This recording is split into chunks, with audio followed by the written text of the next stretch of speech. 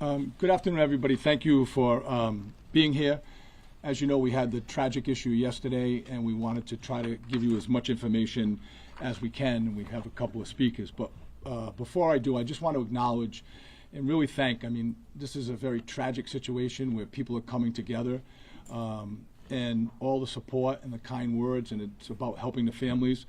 But I want to thank Congressman Amo, Representative Magazina, Senator Reed's office. I know they're being represented. Senator Whitehouse, you'll hear from the governor, who's been very supportive. Lieutenant Governor Sabina Matos, Representative of Secretary of State's office, Leanne Bryan. I know the secretary had talked to me personally. General Treasurer Diosa. I believe we have North Smithfield Town Administrator Scott Gibbs. Town of Coventry Representative Council President J.P. Verducci. You'll hear from the Superintendent of Schools, Randy Buck. And we have the Council President Mercer, members of the Council, members of the School Committee, as well as the Pawtucket Athletic Director, Dino, as well as many others. And if I missed any, I'm not going to go through the individual. We have Ron Bopey from the union, but this is where our community comes together in these very difficult times. I just want to recognize and also thank all of the responding organizations for their family, at the Family Assistance Service, as well as all of the others, but the Pawtucket EMA and the certain volunteers, the Rhode Island Emergency Management, Providence Emergency Management, Red Cross, Family Service of Rhode Island Medical Service Corps, Tide Family Services, Dorian Ray from the Rhode Island Crime Victims, and really somebody that was so helpful, but our partner was Ripta, who helped us yesterday in the very heart of the issue. So on behalf of the City of Pawtucket, we are deeply overwhelmed from the tremendous outpour of support that we've received across our state, and you see it here, supporting here. Yesterday, our community, but many communities, our state experienced an unthinkable tragedy and at the Dennis M. Lynch Arena. What should have been a joyful gathering of students, parents, athletes, and families and their friends became a moment of really a frustrating and turmoil, and it's shaken the community of Pawtucket and the communities of all the representatives that are here in the state, as well as the core hockey community. I know Mayor Lombardi is here, also Mayor De Silva, and their communities were affected. So this is a statewide issue. And today we stand here all together with heavy hearts. We stand with the players, the students, the coaches, the families, the faculty and the staff who have gone through this traumatic, from the staff from the school districts who are dealing with this, and those cooperative and the high school hockey teams. The young men and the young women and the young athletes who took the ice, to the parents and their loved ones. They were in the stands and they witnessed this. And to the educators and supporters who make those programs possible, please know that the city stands behind you, the state stands behind you in your grief and your compassion and your unwavering support. I want to express my deepest gratitude to the first responders from all over the state and out of state, to our mutual partner, aid partners who rushed to assist, from the local communities to the state and federal. The response from the public agencies across the state was immediate, coordinated, and extraordinary, and we really can't thank them enough. In the face of what chaos and danger, they acted with professionalism, courage, and care. Their actions helped protect lives and restore order during the incredibly difficult situation. We also want to recognize the remarkable bravery of the Good Samaritans who stepped in without hesitation, placing themselves in harm's way to stop that shooter. Their courage undoubtedly prevented further loss and injury, and we thank them for that. We are equally grateful for the health professionals who were there, present at the game, and rendered aid to the victims. Their skill, composure, and selflessness represents the very best of humanity, and they are true heroes. While this incident was deeply affected the city, we must acknowledge the difficult realities. This tragedy is part of a broader national crisis of gun violence and stark reminder of devastating consequences of domestic violence. We also understand the events like this can deeply triggering particularly for the survivors and the families impacted by violence.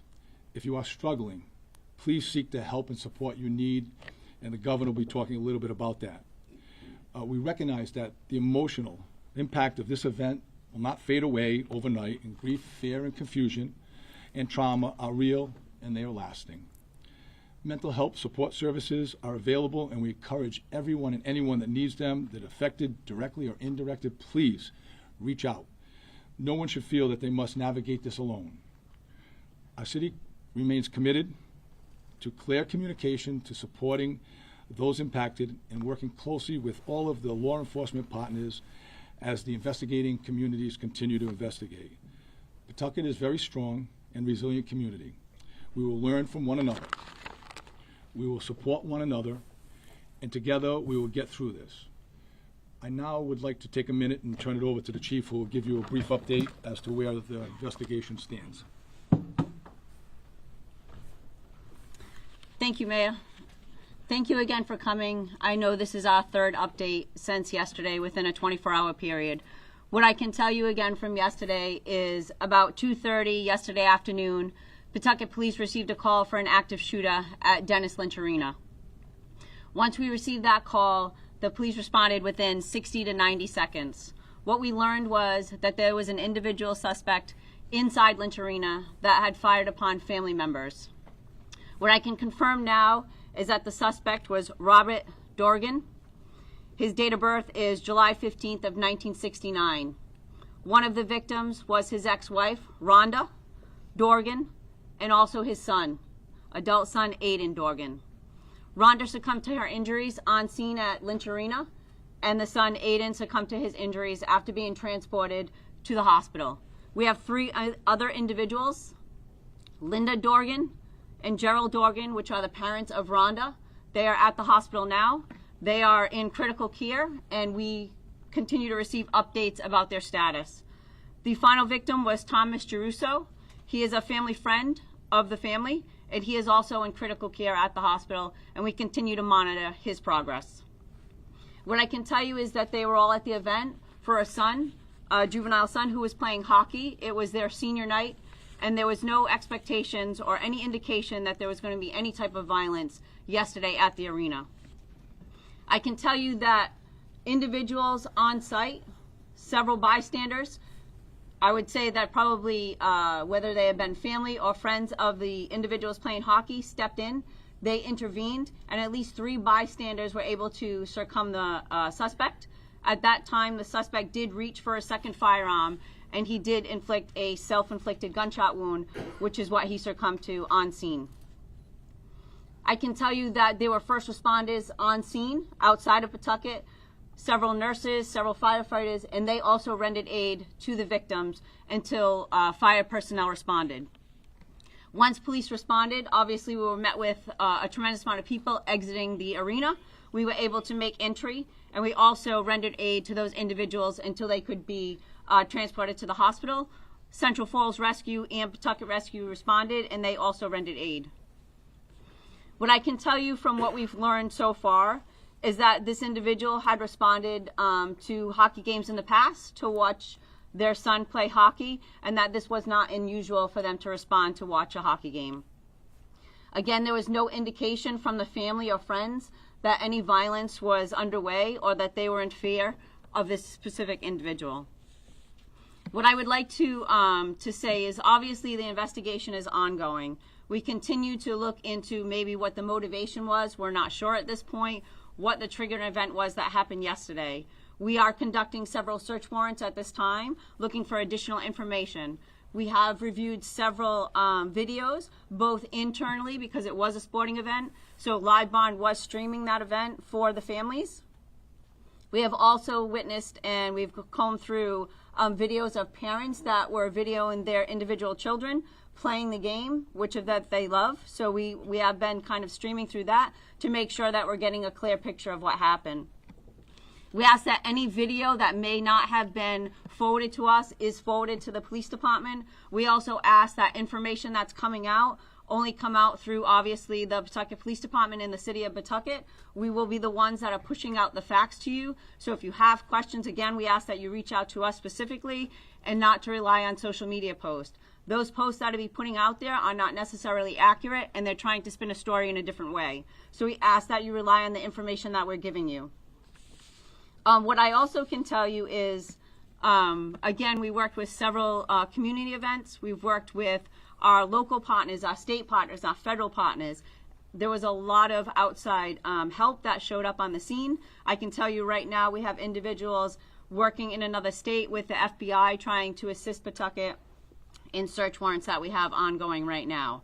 As for any further updates, as we get additional information, as things come about, if we get any more videos or things that we can comb over, we were going to push out that information just like we did yesterday. As we get more information, we would like to share it with you, and then that way, you know, you have the story as it's unfolding. Again, what I can say is the suspect did succumb to their injuries yesterday. Our hearts go out to the families that were affected. Obviously, the children that were on the ice. This was supposed to be a joyous event for them. It was their senior night at a hockey game, a normal high school game that should have gone on without any type of violence, whether it be inside the rink or outside the rink. So again, we ask that you respect the privacy of those families and just give them some time to grieve. This was a tragic incident that obviously resulted in a domestic violence incident that, you know, is unfathomable that had that happen in our city. So again, we ask that you respect some of the family members, and again, this was one large family that was affected. I'm going to turn it over to the governor, and then at the end, if you have some questions, we'll let you ask them at that point. Governor? Thank you, Chief. You're welcome. Thank you, Chief. It's another sad day in Rhode Island. Here in Pawtucket, just imagine, we all have families. To have virtually a complete family shot and several killed, I just can't imagine what those families are going through and the people who are close to them. So our thoughts are with them, and also our thoughts are with the city of Pawtucket, Mayor Grebian and the Chief. Thank you and your whole team for the response that you've had. And our role is to continue to provide the state resources as people recover wherever they need them. So here in Pawtucket, as always, Mayor, I stand here with Pawtucket and make sure that we reaffirm that commitment here, but also throughout the state of Rhode Island. This is an impact that's going to have a ripple effect throughout the state on many levels, whether it's just in families and friends, or it's in the communities that are represented in that rink, whether it's in the interscholastic sports territory, or whether it's in the schools that have been impacted. This is an event where we need to catch our breath, but also we need to respond, and we will. Too many Rhode Islanders know what it feels like to lose a loved one, or a neighbor, or a friend to gun violence. And too many have experienced the tragedy of domestic violence. We've made efforts in that area. We're going to double down in that area. That's a really important thing that we are going to move forward on to make sure that this domestic violence issue is one that we focus on as a state. Many members of our community are struggling right now, and I want them to know that our state is here to support each and every one of them. Director Mark Pappas is here today. I've instructed Mark to coordinate all the statewide efforts with all the different providers, all the different departments, whether it's at RIDE or whether it's in our health department. Mark will continue to organize that and make sure that we're deploying all those assets in a way that families and students and everyone that's impacted by this event will receive the help that they need. Today we put forward a dedicated statewide virtual support hub that you'll have that information on for anyone who needs any help, whether it's mental health services, domestic violence resources, guidance on how to talk with the students or children in all the communities. Yesterday, I spoke to each and every municipal leader that had representation at the rink, whether it's in North Smithfield with Scott, or whether it's in East Providence, Coventry, Johnston with Mayor Policina. Mayor Rivera, talked to her. First responders came in from Central Falls, as the mayor said.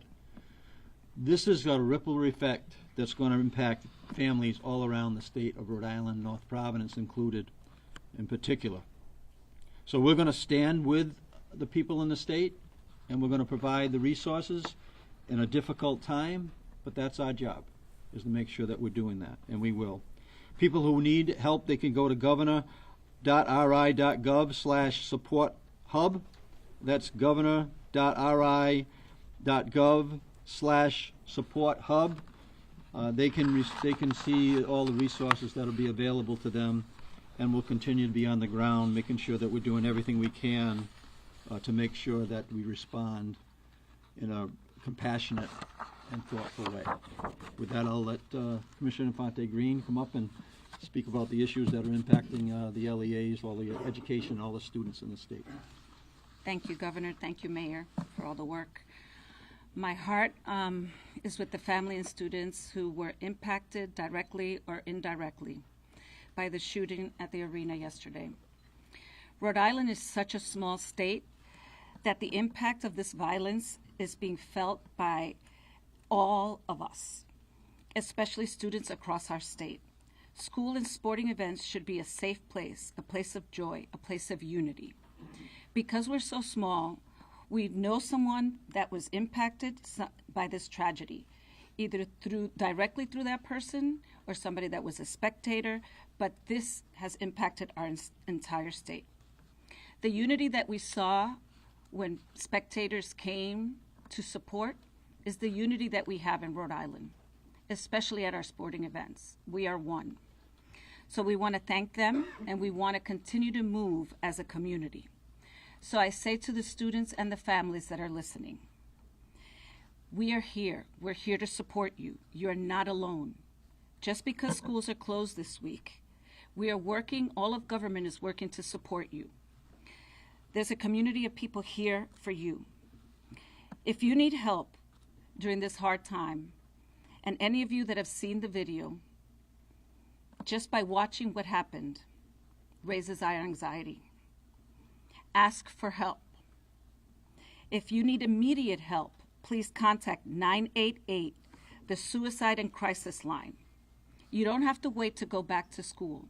The Rhode Island Department of Education will have resources on the website. We will also be linking to the governor's website, but there will be supports on how to talk to your students, how to have conversations from students to students, what the teachers can do in preparation for school to return and for the schools that are currently open this week.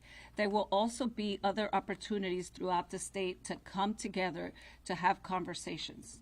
This is our second event in Rhode Island, and we have to make sure that our community feels the state coming together to wrap around services and support, and that's what we're here to do. Estudiantes y familias, hoy estamos hablando con ustedes. No están solos. Quiero que sepan que nosotros tenemos recursos. La oficina del gobernador tiene una página donde van a ver todos los recursos que están disponibles para ustedes. El Departamento de Educación tiene recursos de cómo hablar con sus niños, cómo hablar ustedes entre comunidades. Y por favor, si ustedes están sintiendo dificultad, llamen al 988. Prevención y suicidio y crisis. Ese es el número que ustedes tienen disponible. No tienen que esperar que las escuelas abran otra vez. Es muy importante que ustedes tengan los servicios necesarios. In addition to all the local resources that will be available on the website, RIDE has also collaborated with our partners at Hazel Health to provide virtual healthcare services to all students in Rhode Island. All Hazel visits are online, and students can connect from wherever they are, and they're available in 25 languages. Estamos aquí con esta tragedia. Nosotros tenemos una colaboración con los servicios de Hazel Health para ofrecerles servicios médicos virtual a todos los estudiantes de Rhode Island. Donde quiera que estén, pueden adquirir estos recursos y en cualquier lugar. Visit hazel.co To get started, visiten ahazel.co para empezar. RIDE will be collaborating with school districts, offering supports as well as resources. We will be updating our website with additional resources for students, families, and the community at large. I want to thank all of you for the support. We have gotten an enormous amount of outpouring. I'd also like to thank our other colleagues from other states that have also given us national resources. Our schools are going to need that. Our superintendents, our principals, our teachers are going to need this support. With that, I'd like to turn to the superintendent of schools here in Pawtucket, Randy Buck, who will continue the conversation. Thank you. Thank you, Commissioner. Good afternoon, all. Like so many across our city, the Pawtucket School Department is deeply heartbroken by this tragic act of violence that has shaken our entire community here in Pawtucket. Our thoughts and prayers are with the victims, their families, and particularly those who are grieving this evening. This tragedy, as you know, also has touched the Pawtucket school community as members of our own staff were personally impacted. We are surrounding them with care, compassion, and the full support of our district. We're coordinating a comprehensive response for both staff and students, including access to social workers, mental health professionals, and employee assistance services this week and when students return from the break next week. In moments like these, Pawtucket comes together. We stand united in compassion, in healing, and in a shared commitment to care for one another. Thank you very much. At this time, I'm going to turn it back over to the Chief for any questions. Chief, can we just ask you, you said that the suspect's name was Robert Dorgan. The last thing you said, his name may be Roberta Esposito. So what is his legal name? And do you know if he came to the arena yesterday? Obviously he was armed. So was he coming there to kill, or was he coming there to just watch the game and something? So that was multi-part. So let me answer the first one. So legally, the name is Robert Dorgan. That's what we have on identification. We've also learned that the suspect does use the name Roberta Dorgan, and also Esposito.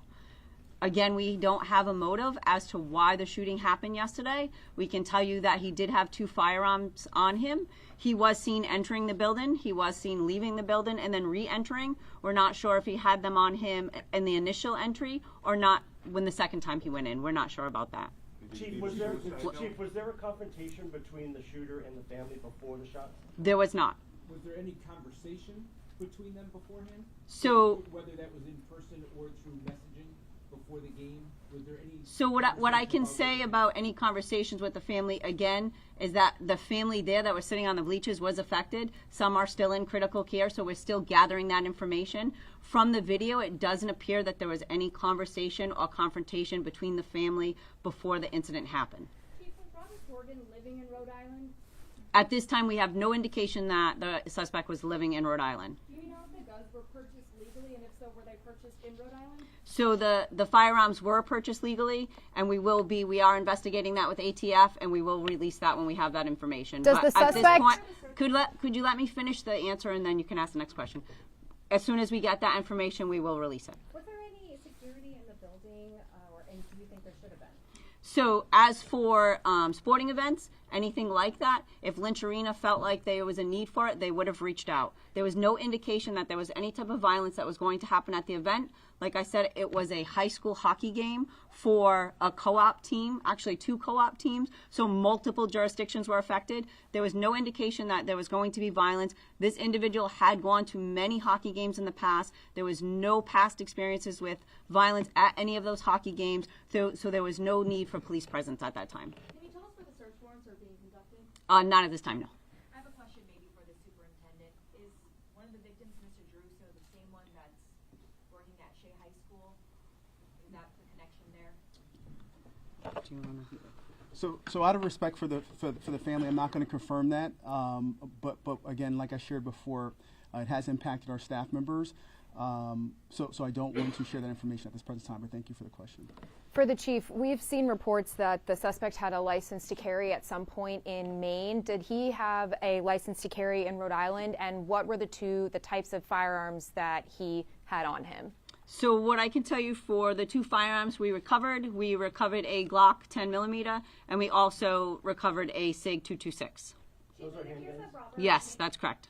It appears that Robert made some comments on social media the day before about this is why trans people might go berserk. Are you investigating those comments? So we have looked into social media postings. There were tens of thousands of postings. So it is going to take us hours to comb through those postings and see if there's anything that would have gave any insight into the incident that happened yesterday. At first glance, we don't see that, but again, there were several thousand postings that we're going to have to comb through. So that's why we've reached out. Anybody that sees anything on social media to obviously refer it to us. But again, there was tens of thousands of postings. Chief, have you seen any link to any type of extremist groups? Link with Robert? Yes. Not at this time. Did he have a license to carry here in Rhode Island? So again, we are confirming with ATF. He did have a license to carry out of Florida, so we are working to see if they had a license to carry anywhere else. Could you speak to the specific impact on the specific communities impacted, like in Smithfield, and what their efforts are going to be going forward? So, I mean, that's a question, obviously, for those individual communities. What I can tell you is, with the co-op, there were several communities that were affected. Obviously, the incident happened here in Pawtucket. With Blackstone Valley, though, it was North Smithfield, it was North Providence, we had PCD, we had St. Raphael's, and then obviously we had Coventry, Johnston. So there were at least 6 communities that were affected, 7 communities including Pawtucket. So there were, 6 communities, that were involved. And obviously, the resources we have, we're working with the Attorney General's office very closely. We also worked with RIPTA last night, who assisted us. Also, we've also been in contact with our other partners locally and state partners and our federal partners. And one thing that I can say is when a tragedy happens somewhere in Rhode Island, everybody responds. Everybody's been reaching out and trying to offer whatever type of assistance they can. We're in constant contact with the Attorney General's office. They're offering us that assistance when needed. And also what I can say is that during an event like that, it's very important that we come together. It's important that we respect these families and that we offer them the services that they so need. Anybody that was affected yesterday, we do have services set up at 175 Main Street. They can respond to 175 Main Street, and there are services there, or they can be referred if they need other services. But we are offering services right in Pawtucket at 175 Main Street for those families that were affected on the site yesterday. Chief, did the family give any indication how they identified themselves? Was there some sort of transgender process happening? So that really is kind of irrelevant to our investigation at this point. What I can tell you is the identification was in the name of Robert, and then we also know that the suspect went by the name Roberta. It appeared that the suspect was in female clothes yesterday. But again, that's nothing that had swayed the investigation one way or another. We're just trying to kind of factually put the pieces together and let that lead us on to obviously why this occurred yesterday. Everybody's looking for answers. The police department obviously is looking for answers too. We want to know why it happened, especially in our community. So that's what we're trying to do, trying to put together that timeline and answer those questions. As far as the police investigation, what's pending? Sorry, the chief of the family said that Robert Dorgan had mental health issues. Have you seen any history of that? Was there any treatment, any medication? So we do not have medical records at this time. That's obviously an avenue that we'll pursue. But again, it has only been 24 hours, so these are questions that we're trying to answer. And again, we're working with a family that has suffered such a great tragedy. We're trying to, at the same time, respect some of their privacy and speak to them when it's appropriate too, right? Because this is one family that's been greatly affected, so we're trying to speak to them. Chief, to shoot into a crowd of people and hit all of your targets, is there any indication of professional firearms training? So it was very targeted. Like I said, and you saw from some of the videos that were put out there, he did approach the family individually, and he fired upon the family. As far as the investigation, what else is pending at this point? The investigation is still pending. It's still pending. Yes. Now, So is there anything specific you can say? we were going to take the leads as they come, and we will follow through with them. Like I said, there's thousands of hours of social media that we have to comb through and other resources that we have to look at. And obviously, we're talking to people. We talked to hundreds of people yesterday, right? Everybody that was in the rink, We used RIPTA buses to kind of reunite them with their families, because obviously when the shooting happened, people were either exiting through both means of egress at the building. There are multiple doors, so everybody was kind of scattering. We tried to reunify them with their families and then bring them to the station, and then we spoke to them individually. We had services on scene yesterday to try to help them through that. Again, we weren't trying to re-traumatize them last night. We were just trying to get the facts, the story. So again, at some point, we're probably going to need to talk to them again. We talked to the people that intervened and assisted with succumbing the suspect. So again, those are people that we're going to follow up with. Are there any plans to release any official video that was taken or live streamed throughout the incident?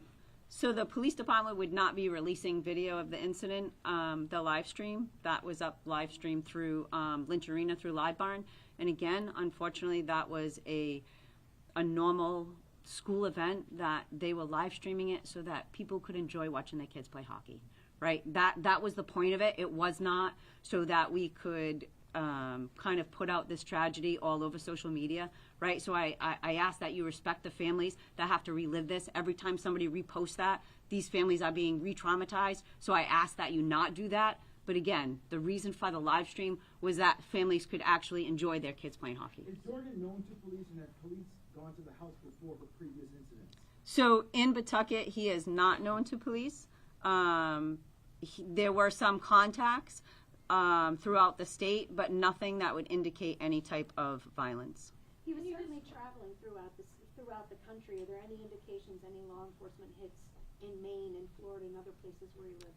Not that we had that would indicate any type of violence. We are still kind of working with our other partners throughout different states to see what information we can, because like you said, he did travel quite some distance, whether it be to other states. So we are trying to gather all that information. But again, it has only been 24 hours. So we were focusing on Rhode Island to see what kind of information we hit here. And like I said, we are out with our FBI partners right now doing search warrants outside of the state. Can you describe what you saw in the live stream? Did the Good Samaritans tackle Dorgan? So I can tell you that the Good Samaritan stepped in and they were able to overcome the suspect. And at that time, that's when he inflicted the self-inflicted gunshot wound. Do you know if he left a suicide note in any Not that we have found at this point.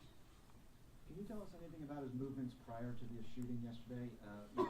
Transit into Rhode Island yesterday, or present in Rhode Island in the hours before? So what I can tell you is that we are establishing a timeline of what led up to the incident. What I can tell you is that we do have the individual at the premises for quite some time before the event, which wasn't unusual. Again, like I said, the person had traveled to watch the son play hockey multiple times, so that wasn't unusual.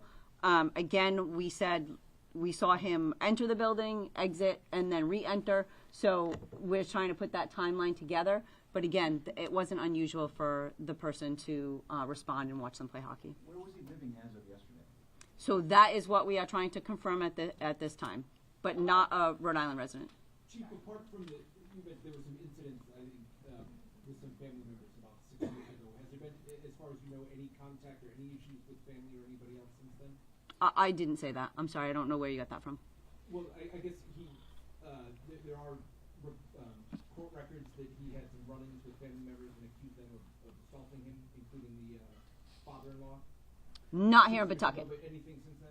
Not here in Pawtucket.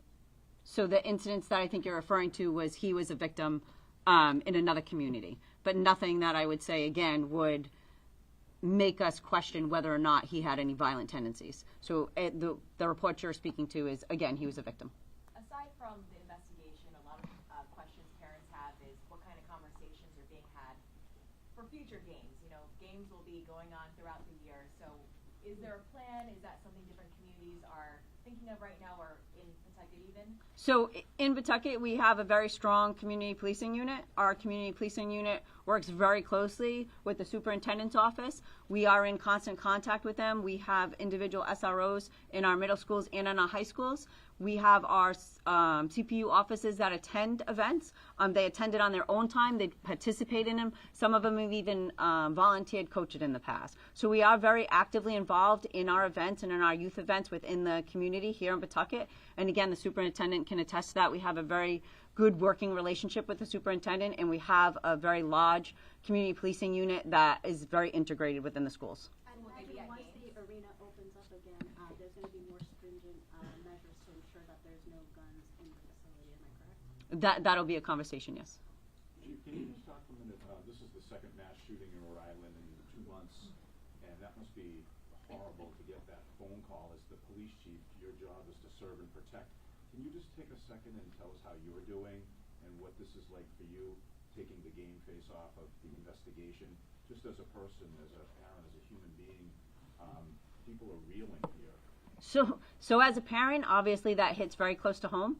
I have children that have participated in youth sports from a very young age.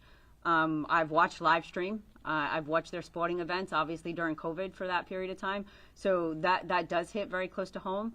As a police chief and a member of law enforcement, I think it's something that we respond to because it's what we're meant to do. It's part of our job. I think we kind of try to separate the two. We go in factually. We try to come to the bottom of what it is that happened. We try to put that information out. We try to bring justice to those families and some solace and some comfort to those families, right? So we're going to be in constant contact. Our detectives are here today as part of the interview, and obviously they're in constant contact with those families. It's kind of very hard to separate the two. It's kind of a job that I've been doing for almost 28 years. So I think at this point, you know, any phone call like this is horrific, and I don't want to receive it, and I hope I never receive another one. But I think we're trained to respond to calls of this nature. I know some of you asked yesterday, we had a training going on for an active shooter that was off-site as just part of our normal training to make sure the men and women of the police department know how to respond if we do have a tragedy. So those individuals that were there, they were on a training. When they heard the calls for service, they responded. I mean, that's what we do. If someone calls for help, we go. We can take 2 more questions. Chief, do you think, did Dorgan say anything? I know there was no confrontation, but did they say anything while they were? So it's nothing on the video would indicate that there was any conversations. Again, the victims are in critical care, so it's hard to say. So any conversations will obviously follow up with them when they're able to speak to us.